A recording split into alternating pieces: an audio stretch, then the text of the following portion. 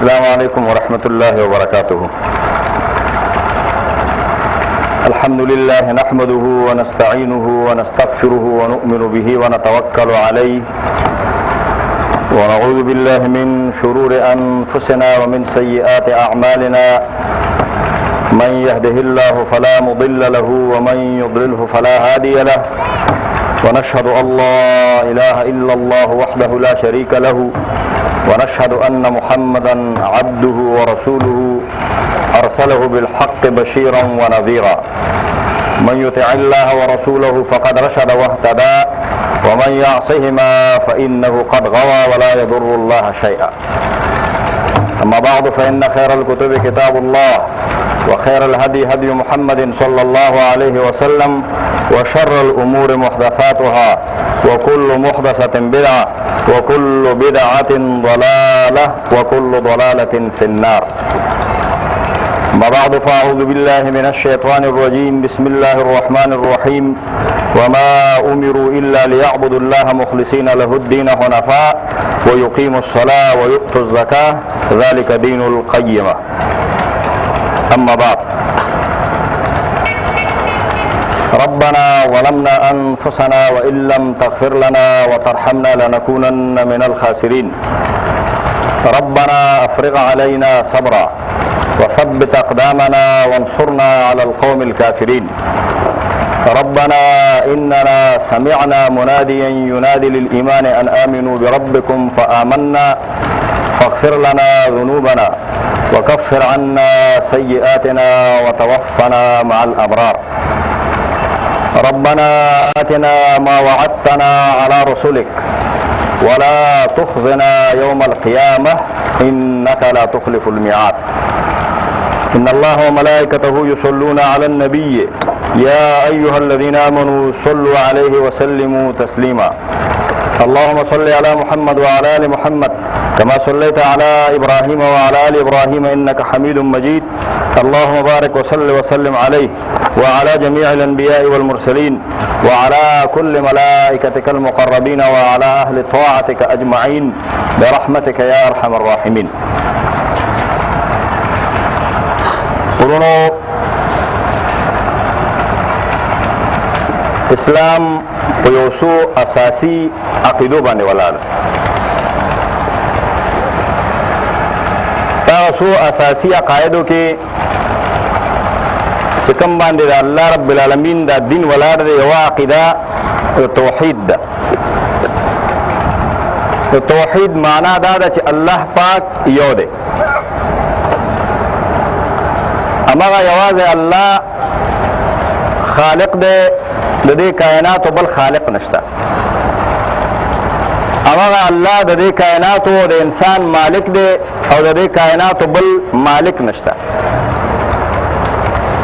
هماغه الله د دې کائناتو او د انسانانو حاکم دی، د الله نه پرته او د الله نه بغیر بل حاکم نشته.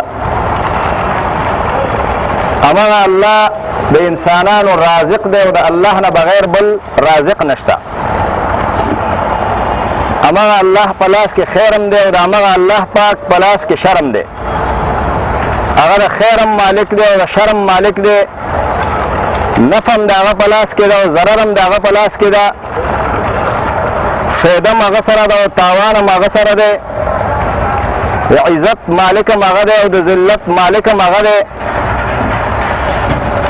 که چاته اولاد ورکوي همغه یې ورکوي او که چانه یې اخلي همغه یې اخلي. د ټولو کارونو واکدار همغه الله پاک دی.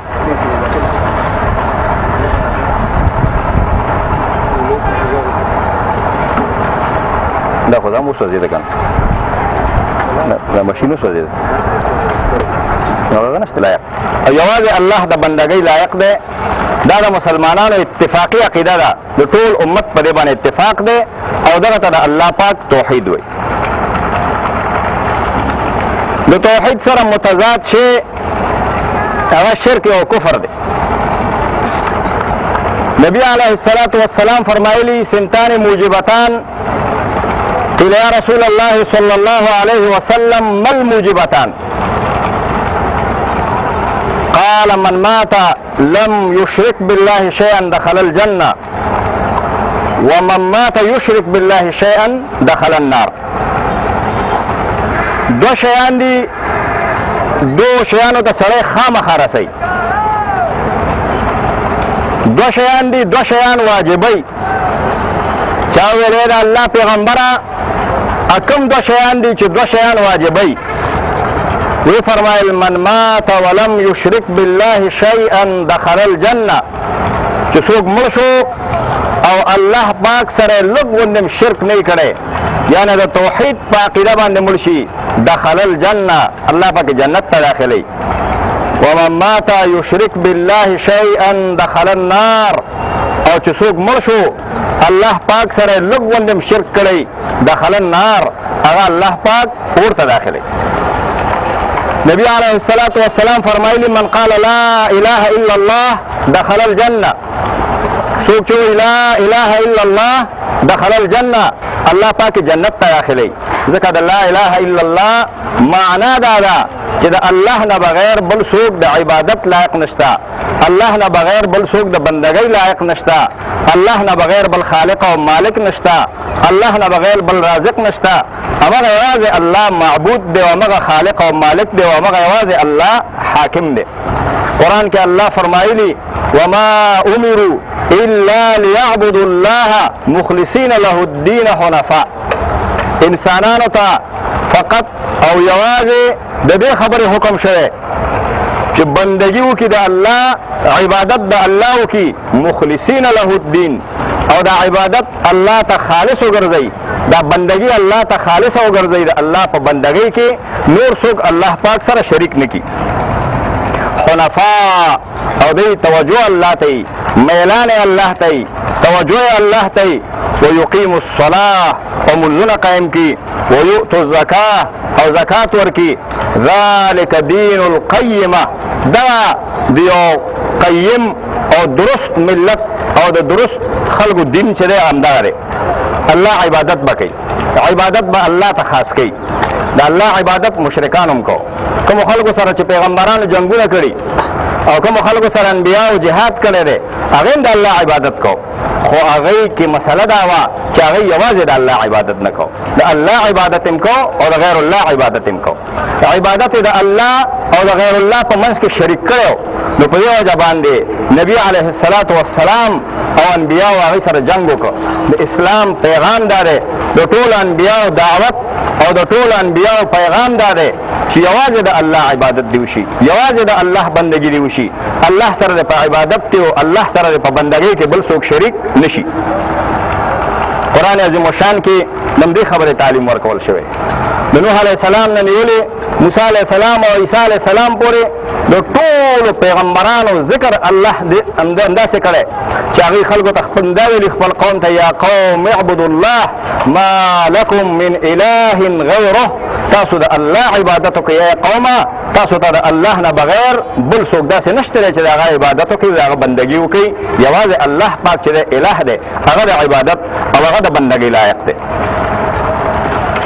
قرآن عظیم الشان کې الله فرمایلی چې سړی یوازې د الله عبادت نه کوي، یوازې د الله بندګي نه کوي، په بندګي کې او عبادت کې الله پاک سره بل څوک شریکوي، هغه الله پاک نه بخي. که ډېرې نیکۍ وکړي، ډېر حسنات وکړي، د هغه نیکۍ او حسنات د الله په دربار کې نه منظورېږي. فرمایلی قرآن کې الله ان الله لا یغفر ان یشرک به شیئا ویغفر ما دون ذلک لمن یشاء. الله دا نه